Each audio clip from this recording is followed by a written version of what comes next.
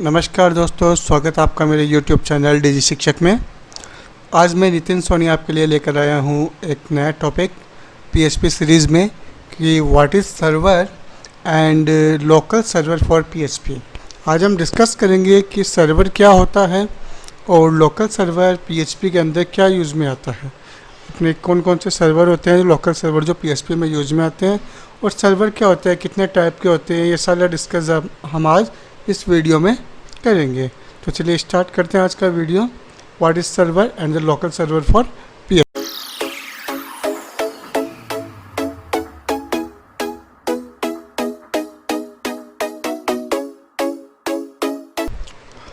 तो चलिए स्टार्ट करते हैं आज का वीडियो।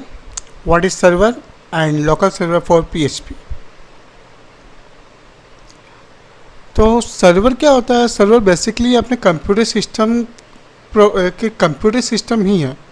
सर्वर कुछ नहीं है, एक कंप्यूटर सिस्टम है जो हमको कुछ रिसोर्सेज, डेटा, सर्विसेज, कुछ प्रोग्राम्स और अदर कंप्यूटर्स मतलब अदर प्रोसेसर्स अगर अपन को प्रोवाइड कराता है तो, और जिस व्यक्ति को वो प्रोवाइड करा, जिस पर्सन को वो प्रोवाइड करा रहे हैं उसको अपन बोलते हैं क्लाइंट। दो चीज़ होती है, क्लाइंट और सर्वर। ठीक है, सर्वर क्या होता है? सर्वर हमको कुछ रिसोर्सेज, डेटा, सर्विसेज और प्रोग्राम्स और अदर कंप्यूटर प्रोसेसर्स ये सब प्रोवाइड कराता है, और जिसे प्रोवाइड कराता है उसे क्लाइंट कहते हैं। और ये सब कुछ प्रोवाइड कराता है एक नेटवर्क के थ्रू। एक नेटवर्क होता है, वो आपका लोकल एरिया नेटवर्क भी हो सकता है, वाइड एरिया नेटवर्क भी हो सकता है। उसके थ्रू अगर ये प्रोवाइड कराता है तो उससे हम बोलते हैं server. Whenever a computer shares the resources with the client machine, they consider as the server। वही बात है कि अगर अपने जो रिसोर्सेज को वो शेयर कर रहा है क्लाइंट मशीन के साथ तो हम सर्वर बोलते हैं। बहुत से टाइप के सर्वर होते हैं आपके पास, उसमें अपन इंक्लूड कर सकते हैं web server, mail server, virtual servers, या बहुत सारे सर्वर्स अपन जिनको अपन इंक्लूड कर सकते हैं। बाद में बात करते हैं अपन सर्वर कैसे वर्क है। अभी अपन ने डिस्कस कर लिया कि सर्वर जो रिसोर्सेज, डेटा, फाइल्स, प्रोसेसर्स ये प्रोवाइड करा रहा है तो वो आपका सर्वर कहलाता है। पर अब सर्वर है कैसे वर्क करेगा, सर्वर कैसे वर्क कर रहा है, ये हम डिस्कस करेंगे इस टॉपिक में। सर्वर को अपन यूज में लेने से पहले अपन को एक रिक्वेस्ट एस्टेब्लिश करनी पड़ती है। To function as a server, a device must be configured to listen to request from the client on the network connection। Client क्या करेगा? नेटवर्क कनेक्शन के थ्रू एक रिक्वेस्ट क्रिएट करेगा। अब जब भी क्लाइंट को रिक्वायर्ड होगी डेटा की, तो वो डेटा की रिक्वायरमेंट होगी, वो रिक्वेस्ट किसको भेजेगा? सर्वर को। सर्वर को रिक्वेस्ट भेजने के बाद में वो नेटवर्क के थ्रू सर्वर के पास जाएगी। सर्वर उस रिक्वेस्ट को रिसीव करेगा और रिक्वेस्ट को वो रेस्पॉन्ड करेगा विद द अप्रोप्रिएट इन्फॉर्मेशन। इसका जस्ट एक एग्जांपल अपन ले सकते हैं कि आपने कोई रोल नंबर है, रोल नंबर आपने एंटर किया वेबसाइट के ऊपर कि भाई ये मेरा रोल नंबर है, इस रोल नंबर का मेरे को डेटा चाहिए, मेरे को इस रोल नंबर का रिजल्ट चाहिए। तो आपका जो सिस्टम है, जो वेब ब्राउज़र है, वो आपका है क्लाइंट। क्लाइंट क्या करेगा? वहाँ से रिक्वेस्ट किसको भेजेगा? सर्वर को, जहाँ पे आपका रिजल्ट स्टोर है, वहाँ से रिजल्ट को रिक्वेस्ट भेजेगा, भाई मेरे को ये 101 नाम से कोई रिजल्ट है, उसका रिजल्ट चाहिए। तो 101 नाम से जो रोल नंबर है उसका रिजल्ट आपको रेस्पॉन्ड करेगा। वो कहाँ पे? सर्वर पे। सर्वर से आपको रेस्पॉन्ड प्रोवाइड होता है, अप्रोप्रिएट इन्फॉर्मेशन आपको मिली। ऐसे आपको कोई फाइल अपलोड करनी है तो फाइल अपलोड करने के लिए आप रिक्वेस्ट कर रहे हो, अगर फाइल अपलोड हो जाती है, उसका एक्नॉलेजमेंट आपके पास आ रहा है, तो उसकी इन्फॉर्मेशन है। इस मॉडल को अपन बोलते हैं रिक्वेस्ट एंड रिस्पॉन्स मॉडल, और इससे अपन क्लाइंट सर्वर मॉडल भी बोल सकते हैं नेटवर्किंग के अंदर। सर्वर के थ्रू अपन कुछ एडिशनल टास्क भी परफॉर्म करते हैं। इस सिंगल टास्क तो जैसे अपन रिक्वेस्ट एंड रिस्पॉन्स तो करते ही हैं, इसके साथ में इसके बहुत सारे काम होते हैं। रिक्वेस्ट को, इंफॉर्मेशन को परमिट करना, डेटा रिसोर्सेज प्रोवाइड कराना, ये सारे काम भी आपके सर्वर के थ्रू किए जाते हैं। अब अपन बात करते हैं टाइप्स ऑफ सर्वर्स। सर्वर बहुत सारे टाइप के होते हैं, इनमें सबसे पहले अपन बात करते हैं फाइल सर्वर की। फाइल सर्वर क्या होता है? ये फाइल को स्टोर करते हैं।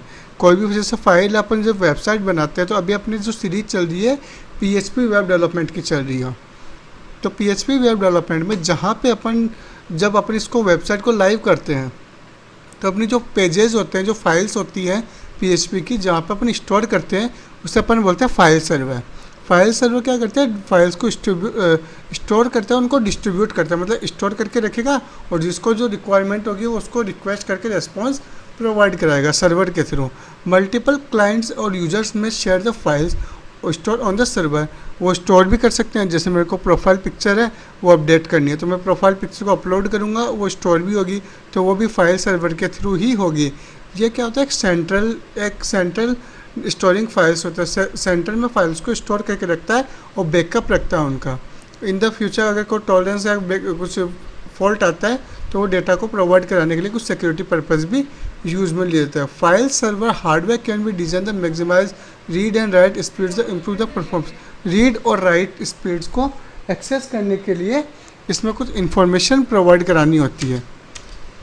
अपन दूसरा जो टाइप है वो अपना वेब सर्वर। वेब सर्वर क्या होता है, वेब सर्वर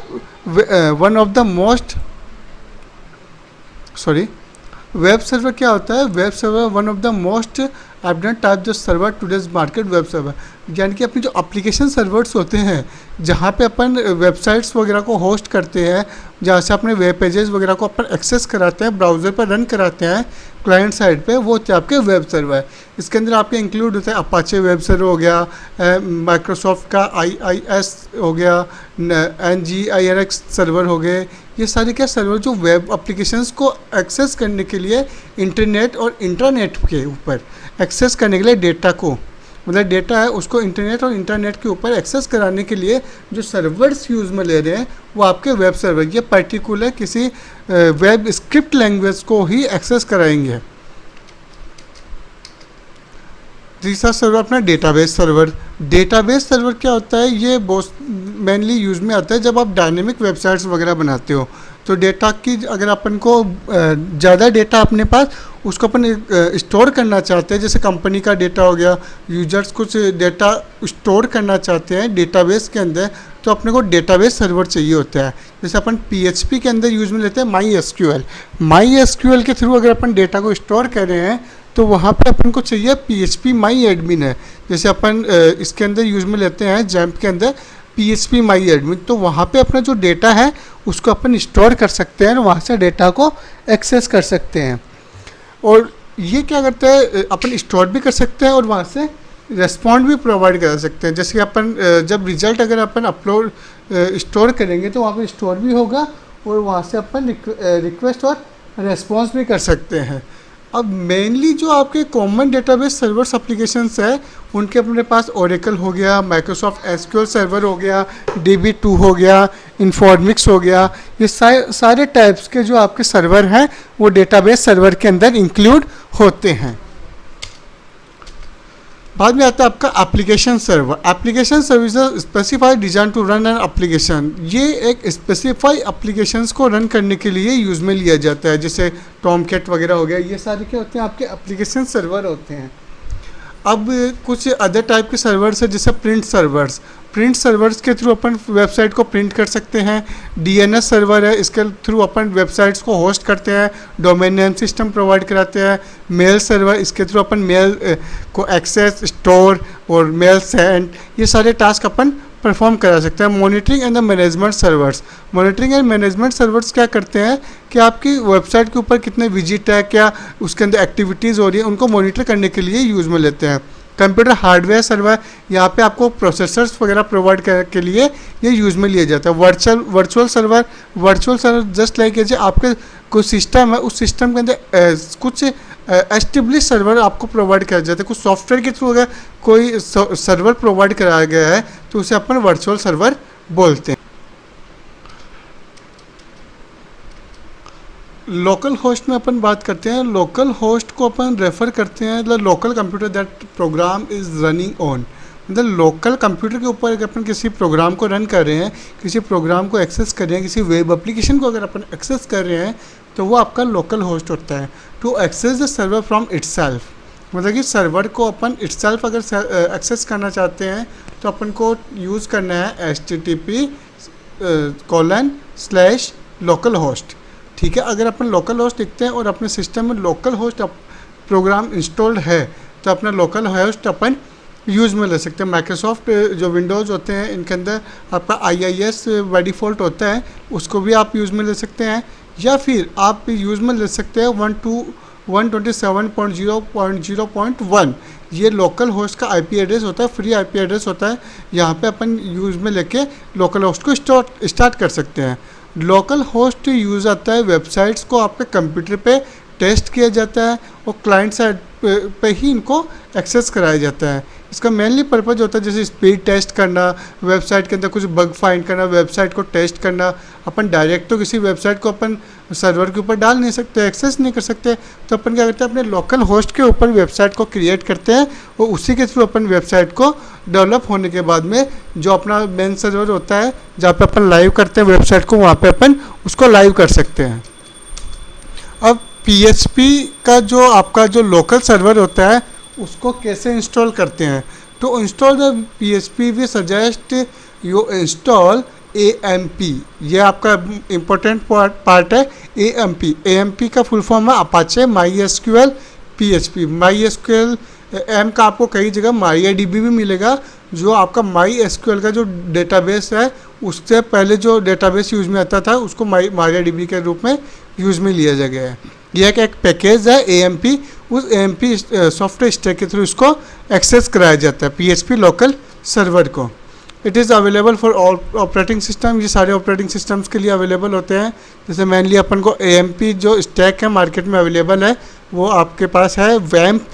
इसकी जो वैम्प है वो विंडोज़ के लिए है, मतलब कि जो आपका विंडोज़, अपाचे, MySQL MariaDB और P का PHP। लैम्प ये लिनक्स के लिए होता है। AMP जो आपका अपाचे MySQL PHP।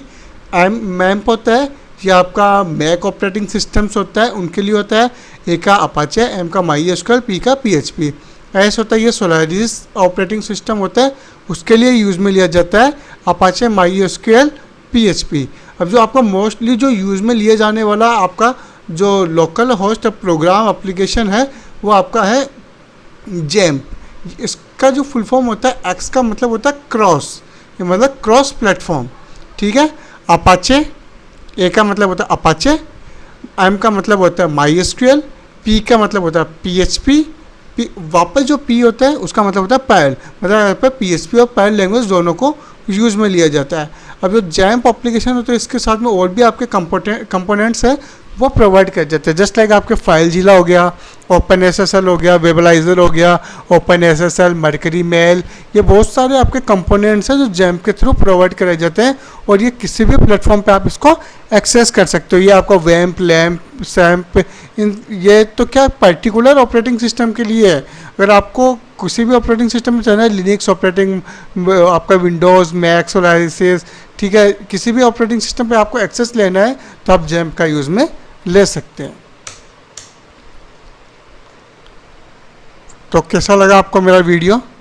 अगर आपको वीडियो अच्छा लगा तो लाइक कीजिए, कमेंट सेक्शन में मुझको बताना ना भूलिए कि मेरा वीडियो कैसा है। और अगर वीडियो अच्छा लगा तो आपके जो क्लासमेट्स हैं, आपके फ्रेंड्स हैं, उनके साथ शेयर कीजिए लिंक को। और सब्सक्राइब नहीं किया है तो सब्सक्राइब ज़रूर कीजिए और अपने क्लासमेट्स को भी कहिए कि इसको सब्सक्राइब करें ताकि वीडियो को हम और बेटर बना सके। आप बताएं तो thank you for watching my video.